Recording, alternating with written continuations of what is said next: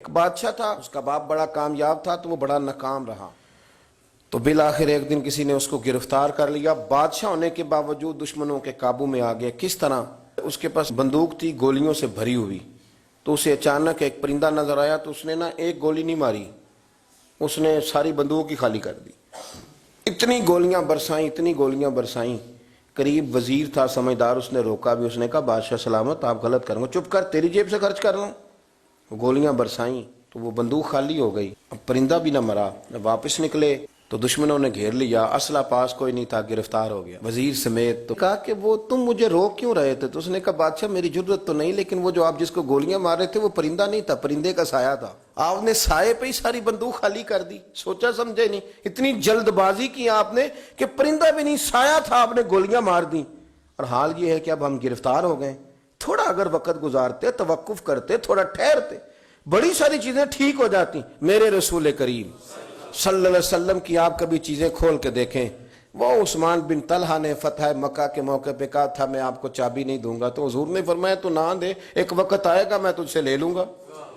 10 سال گزر گئے، اللہ کے نبی تھے نا، سویرے بھی سارا کو ٹھیک ہو سکتا تھا، پر 10 سال بیت گئے، 10 سال کے بعد جب مکہ فتح ہوا تو پھر رسول کریم نے فرمایا پھر چابیوں کے بارے میں کیا خیال ہے؟ تو وقت تو دینا، آپ کو تو جلدی بڑی ہے، ہمارے نوجوانوں کو بڑی جلدی ہے۔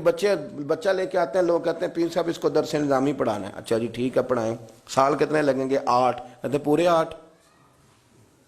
ہاں جی پورے 8، پورے 8 سال؟ تو میں کہتا ہوں 8 سال میں بھی یہ عالم نہیں بنے گا، میں صحیح کہہ رہا ہوں۔ درس نظامی جب بچہ پڑھ لیتا ہے تو اسے علم پڑھنے کا طریقہ آتا ہے، پھر ساری زندگی مطالعہ کرنا ہے، پھر ساری زندگی ریسرچ کرنی ہے، پھر کتابیں پڑھنی ہے، پھر محقق بننا ہے، ورنہ آپ کی تعلیم مکمل ہوگی لیکن آپ کے لفظوں میں کچھ بھی نہیں ہوگا۔ اس کے لیے آپ کو پڑھنا ہے، ساری زندگی سیکھنا ہے۔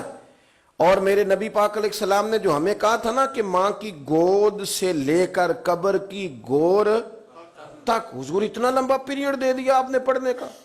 ہمارے ہاں تو جو بندہ 6 مسئلے کل سن لیتا ہے مفتی اعظم ہو جاتا ہے، اگر 2-4 اردو کی کتابیں بھی وہ سیدھی پڑھ گیا تو پھر وہ کہتا ہے مولویاں نو کی پتا ہوئے، تو میں نو پتا ہے سارا، سیدھی پڑھنے لگ گیا نا، ذرا صحیح لائن پوری پڑھ لیتا ہے تو اب کہتا ہے مولویاں نو چھوڑیں آپ، یہ جلد بازی ہے، اس سے آپ کی طبیعت تکلیف، زندگی میں ٹھہراؤ پیدا کریں، تھوڑا روکیں۔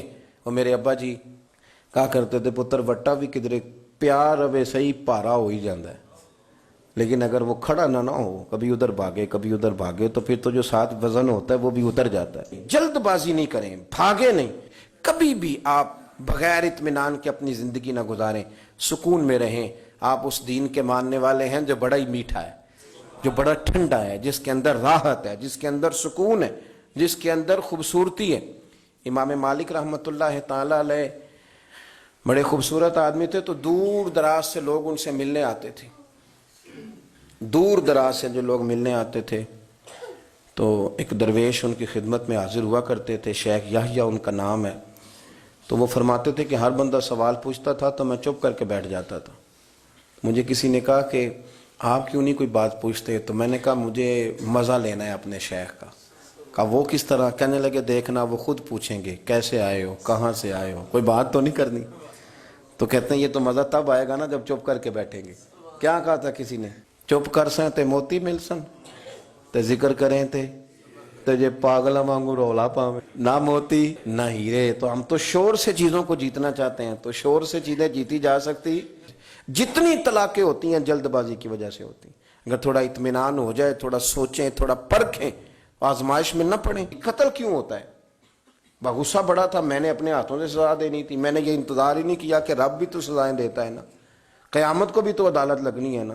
تو وہ جلد بازی، تلخی ہمارے مزاجوں کی، اس نے ہمیں بڑی ساری جگہوں پہ پریشان کیا ہے۔ اس لیے حضرت ابوبکر صدیق اپنی زبان پکڑ کے کہا کرتے تھے کہ تو نے مجھے بڑی تکلیف دی ہے، کاش تو ٹھیک ہو جائے تو میرے لیے آسانیاں ہو جائیں۔ تو جلدی کرتی ہے بات کرنے میں، تو اذیت دیتی ہے تو میں بھی اذیت میں آ جاتا ہوں۔ ورتل القرآن ترتیلا، یارو ذرا ٹھہرو، ذرا رکو، ذرا سجدہ کرو تو ذرا خوش ہو کے کرو، درود شریف پڑھو تو پھر کیا ضرورت ہے تیزی سے صلی اللہ تعالی وسلم کہہ کے گزرنے کی، ذرا سکون سے پڑھو، سوچ کے پڑھو کہ کس کی بارگاہ میں سلام عرض کر رہے ہو، ذرا رک کے پڑھو، جب ذکر کرو تو ذرا اس کا ذائقہ لو، جب بات سنو تو اس کا لطف لو، جلد بازی آپ کو پریشان کرے گی، خراب کرے گی، چیزیں بگڑ جائیں گی۔ اللہ ہمیں اپنے محبوب کا صدقہ اطمینان قلبی عطا کرے۔